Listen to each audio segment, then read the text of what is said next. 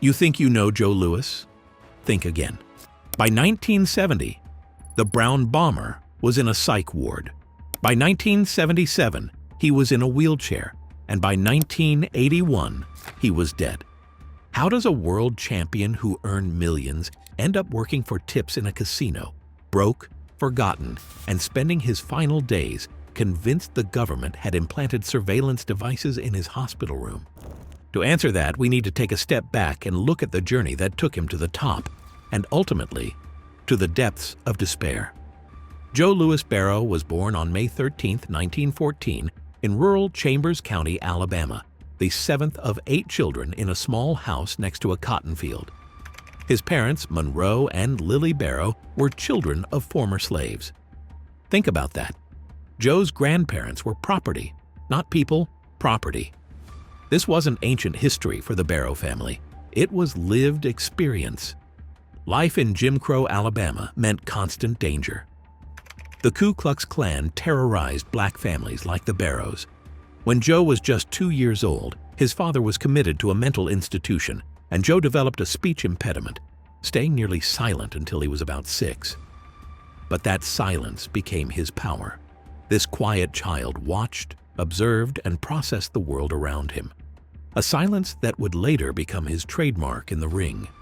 In 1926, the violence became too much.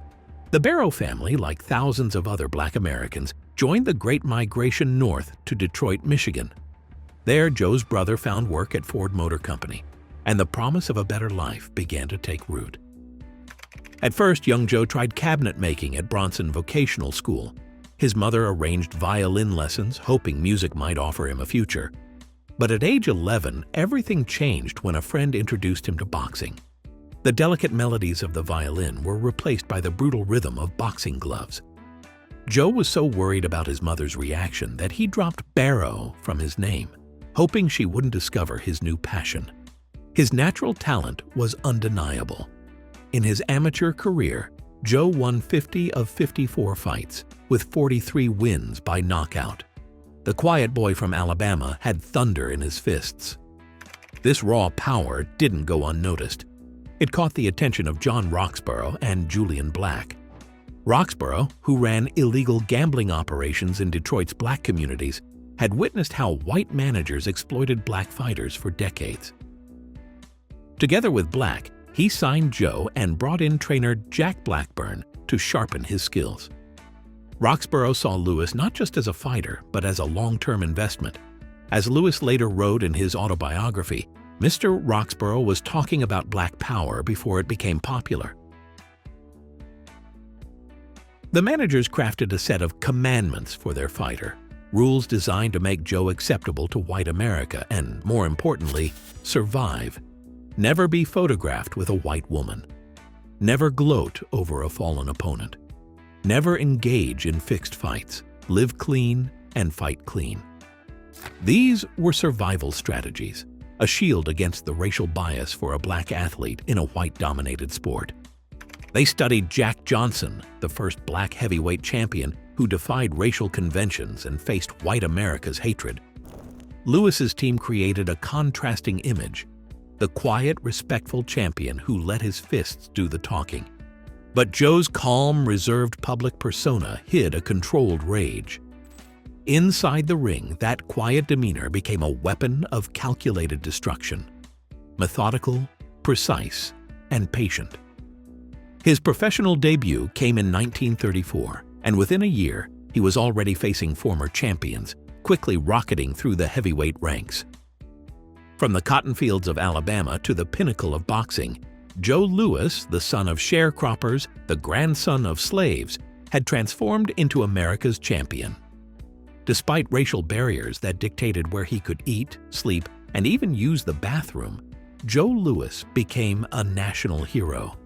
For Black Americans, he wasn't just a boxer. He was a symbol of defiance and pride, fighting for something bigger than himself. And for many white Americans, even those who would never invite him into their homes, they cheered him on as their champion too. But the greatest victories often come with the steepest price tags. The very system that elevated him would eventually break him. The same country that celebrated him would later abandon him. The same sport that made him famous would ultimately destroy his mind and body. Joe Louis was about to learn a harsh truth. Sometimes your greatest opponent isn't the one across the ring.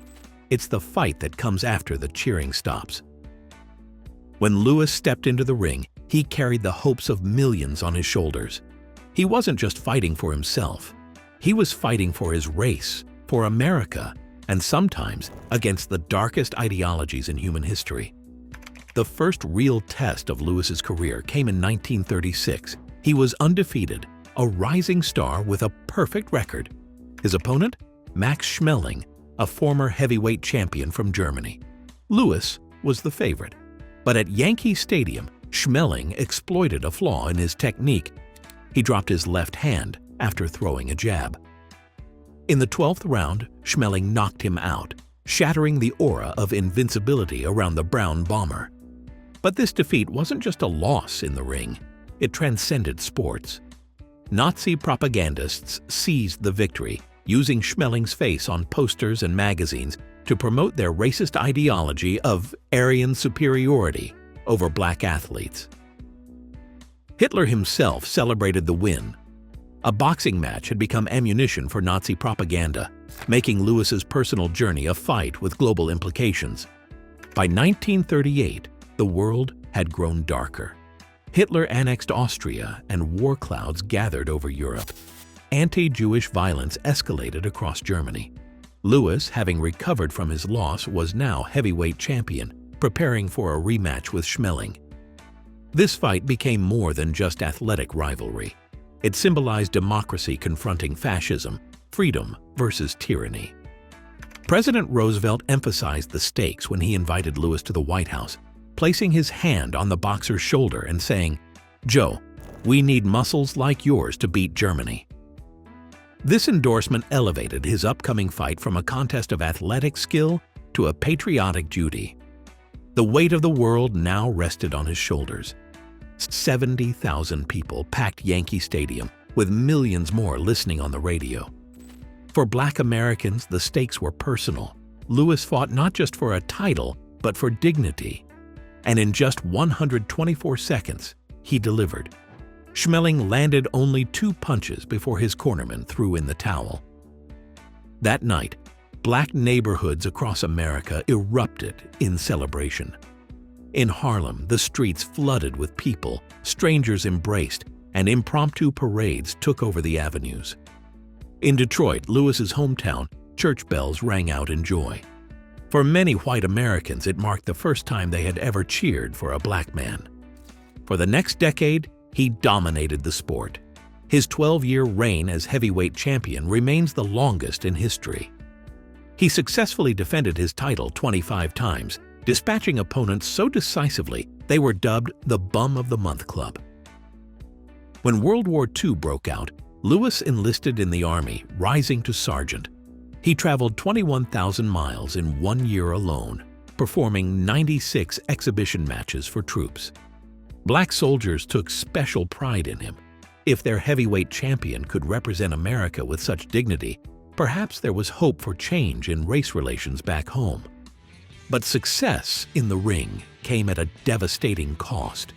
Each fight, each punch, each training session was slowly destroying his body and mind. The very country that celebrated him would later haunt him for decades, even as his health deteriorated. The contrast is heartbreaking. The man who represented America's hopes against fascism, who united the country across racial lines, spent his final decades struggling with poverty, addiction, and mental illness, largely forgotten.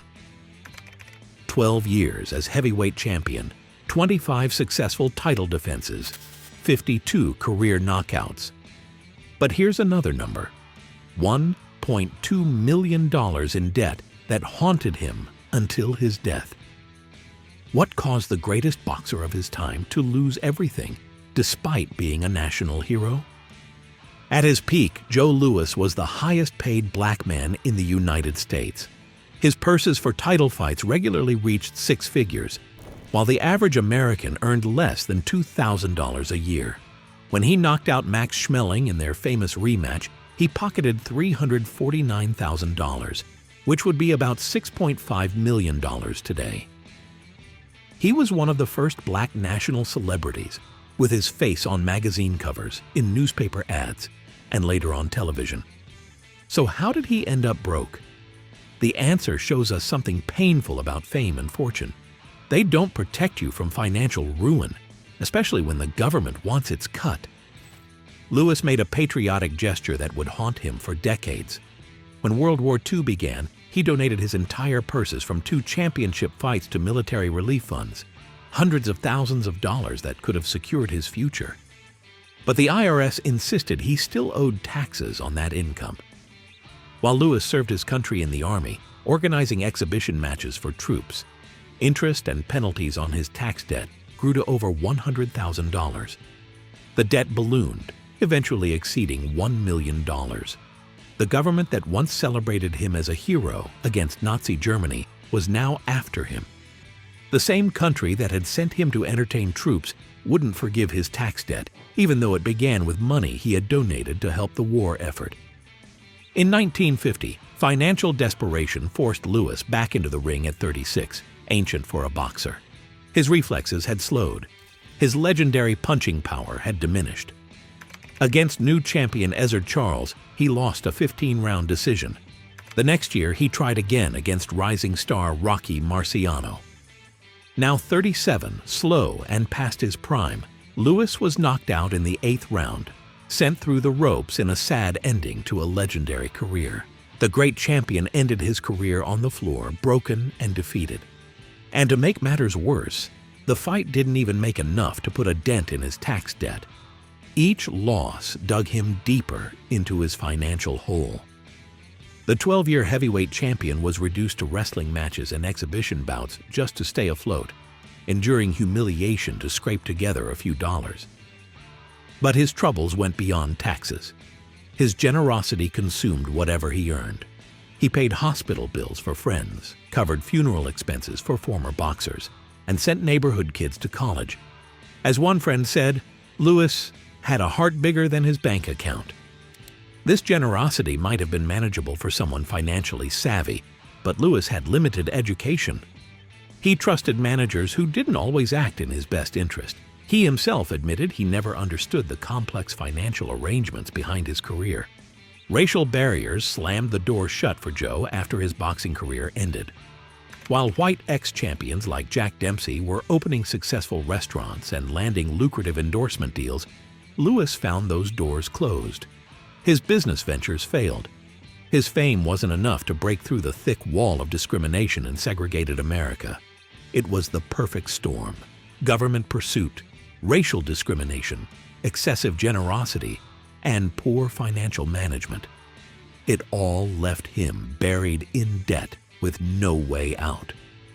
By 1961, the IRS finally settled, taking a percentage of everything he earned for the rest of his life. But the toll didn't stop there. The constant financial strain gnawed at his health. Every dollar he owed weighed on his mind, and his deteriorating mental state pushed him toward substance abuse. The disciplined, clean-living icon, the man who had once embodied the virtues of a fighter, found himself using cocaine to cope with his mounting problems. As his mental health unraveled, so did his financial judgment. It was a vicious spiral that would eventually fuel his own personal destruction. The brown bomber who had once stood tall against the forces of fascism was now fighting a different enemy, one that used paperwork instead of punches. And it was a fight he couldn't win. What happens when the same brain that made Joe Louis a brilliant fighter is battered by thousands of punches? The consequences were devastating. By the late 1960s, people close to Joe noticed something changing. The calm, dignified champion was slipping away. In his place emerged a different man, one tortured by mood swings and growing paranoia. One moment he seemed fine. The next, he was suspicious of everything and everyone. Friends who had known him for decades no longer recognized the person he was becoming. Each punch throughout his career had been like a drop of water on stone, seemingly harmless alone, but in time, devastating in its accumulation, wearing him down in ways no one could see coming. As his former trainer Jack Blackburn once said, "I watched Joe change from a man who never forgot a strategy to someone who couldn't remember our conversation from breakfast." And it only got worse. Soon enough, Lewis's cocaine habit was in full swing. No one knew exactly when it started, but by then it accelerated his decline at a terrifying pace. The drug might have temporarily lifted his spirits, but it came at a terrible price. Cocaine is known to trigger paranoia even in healthy brains. For Lewis, whose brain had already been ravaged by years in the ring, it turned occasional confusion into full-blown psychosis. His delusions grew more bizarre with time. He became convinced the government had planted surveillance devices in his hotel and hospital rooms. Sugar Ray Robinson later recounted the disturbing scene. "I found Joe on his hands and knees, tearing apart the heating vent. When I asked what he was doing, he whispered that they were listening to everything." The man who had donated his purses to the military now believed the very government that he had served was tracking his every move. The paranoia deepened. He became convinced that people were plotting against him. He accused longtime friends of betrayal and saw conspiracies in casual interactions. Other times, he believed strangers were following him. By 1970, things had gotten so bad that his wife Martha and his son, Joe Louis Barrow Jr., had him committed to a mental institution in Colorado. The man once considered the embodiment of dignity and self-control was now a patient in a psychiatric hospital. The fighter who had outsmarted and outlasted the greatest opponents in the ring could no longer manage his own thoughts. Today, we know much more about the connection between boxing and brain damage. Modern medicine recognizes what Lewis went through as chronic traumatic encephalopathy, CTE. We now understand that repeated blows to the head cause progressive degeneration of brain tissue, and the symptoms are brutal. Mood swings, impulsive behavior, and paranoia, exactly what Lewis experienced. He showed all the classic signs of what boxers used to call being punch drunk. His speech slurred. His coordination deteriorated. His thinking became clouded. Modern research shows that each punch to the head causes microscopic damage to the brain. Over time, these small injuries add up to major problems. The terrible price fighters pay for their profession. Martha tried desperately to help him. She saw the man she loved disappearing into paranoia and confusion, and eventually made the painful decision to have him hospitalized. "I lost him twice," she later confessed to a friend. "First to the delusions, then to the hospital." The strain on their relationship was enormous. How do you reason with someone whose brain chemistry and structure have been fundamentally altered? The combination of factors tearing Lewis apart created a downpour. Financial stress kept him in a constant state of anxiety. Drug use further damaged his already fragile brain chemistry, and lurking beneath it all was the physical toll of 17 years in the ring. Even the strongest mind can't withstand that kind of assault. What makes his story so tragic is that his paranoid delusions weren't completely irrational. The government had pursued him for taxes. People had taken advantage of him financially. But his damaged brain could no longer tell the difference between real threats and imagined ones. Everything, no matter how trivial, became part of a vast conspiracy. Boxing still grapples with an uncomfortable truth that no one wants to talk about. The very sport that makes fighters famous is also slowly killing them. Modern boxers may have better medical care and more protective rules, but the fundamental problem remains. Human brains aren't designed to be repeatedly hit. Next time you watch a boxing match and see a fighter take a brutal punch, remember Joe Louis. Remember that every hard hit could be stealing a piece of that athlete's future. The damage isn't immediate, it's insidious. It sneaks up over time, appearing years later when the crowds have gone quiet and the lights dim. By then, it's too late. By the 1970s, Lewis's body was failing him, and the mental deterioration? That was just the beginning. The Brown Bomber, once the most feared fighter on the planet, found himself facing an opponent that no amount of skill or willpower could defeat: the slow, crushing breakdown of his own body and mind. How did the greatest heavyweight champion end up as a casino greeter? His final chapter reveals something deeply troubling about how we treat our heroes. In 1977, Joe Louis underwent cardiac surgery that changed everything. The once powerful boxer who had demolished Max Schmeling in 124 seconds was now confined to a wheelchair. His body, which had withstood the punches of the world's best fighters for decades, finally surrendered to years of abuse. The surgery was supposed to improve his quality of life. Instead, it left him dependent on others for even his most basic needs. With mounting medical bills and the IRS still chasing him for payment, Louis needed money. Caesar's Palace in Las Vegas offered him a job as a celebrity greeter, and the scene was jarring. The Brown Bomber, once the king of the ring, sitting slumped in his wheelchair, signing autographs for tips. His once mighty frame had withered, his hands now trembling as he tried to meet the eyes of the few who recognized him. Gamblers walked by, some stopping for a photo, others tossing a few dollars in his lap, unaware they were giving pocket change to a man who had once earned millions. His friend, Gene Kilroy, insisted that Caesar's Palace treated him well, but many saw it for what it really was.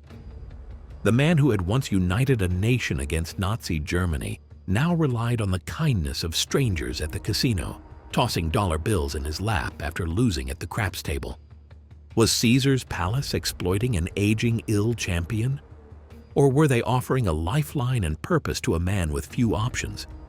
The truth probably lies somewhere in between. But something about it felt wrong. Something about a system that lets its heroes fall so far didn't sit right. Louis needed the money, sure, but the casino needed his name and fame more. In 1981, Louis made his final public appearance at the heavyweight championship fight between Larry Holmes and Trevor Berbick at Caesar's Palace. The crowd rose in a standing ovation when they realized the frail man in the wheelchair was once a hero. Most of the younger fans probably didn't understand what they were witnessing: a glimpse of boxing royalty making one last appearance at the very place he once ruled. And then came the ultimate heartbreak. Just hours later, in the early morning of April 12th, Joe Louis suffered a massive heart attack. He was pronounced dead at Desert Springs Hospital in Las Vegas. He was 66 years old. The body that had once been his greatest weapon had finally given out.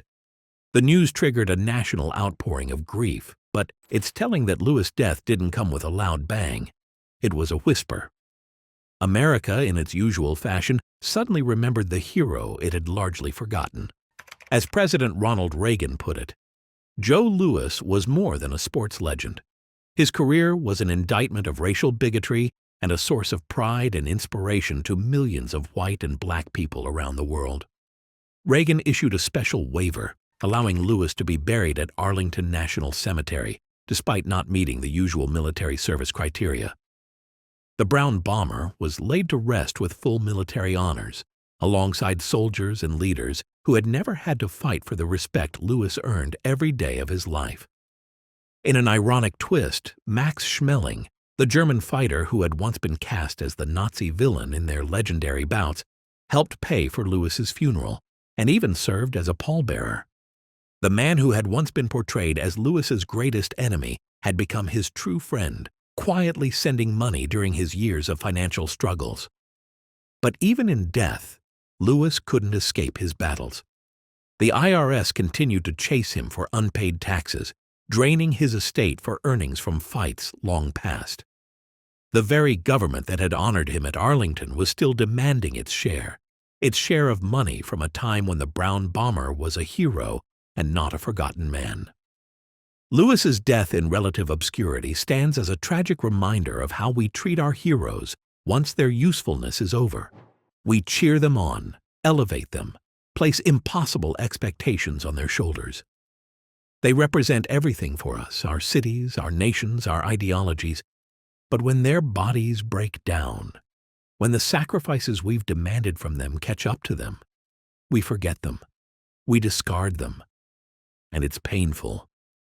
The same man who had been welcomed to the White House by President Roosevelt, the same man who fought against Nazi Germany, who integrated professional golf, who broke racial barriers in both entertainment and sports, this man died broke, brain damaged, and dependent on casino tips just to survive. Yet despite this heartbreaking end, Lewis's legacy endures. His 12-year championship reign remains the longest in heavyweight history. His impact as a black hero in the era of segregation paved the way for future generations of athletes, and his dignity in the face of racism showed a path forward for those fighting for civil rights. Joe Louis didn't just leave behind records of athletic greatness, he left us with uncomfortable truths about how we treat our heroes, questions we still haven't fully answered today. His story forces us to confront harsh realities about sports, race, and fame. The man who united a nation against fascism died alone, broken, and forgotten. A tragedy that continues to repeat itself with athletes today. We can talk about his boxing records, his monumental achievements, and the statues that stand in his honor. But those are just a part of the story. The other part is a warning about the true cost of athletic greatness. Every punch took a little piece of his future. Every knockout stole his memory, his personality, and eventually his dignity. The Brown Bomber's final battle wasn't in the ring. It was against a system that used him up and threw him away, and that's a fight too many champions still lose today. So what do you think? How do we truly honor heroes like Joe Louis when victory in the ring comes at such a devastating cost? Leave your thoughts in the comments below. And if you found this story powerful, don't forget to like, subscribe, and share this video. Let's keep this conversation going and remind the world of the real cost of greatness. See you in the next one.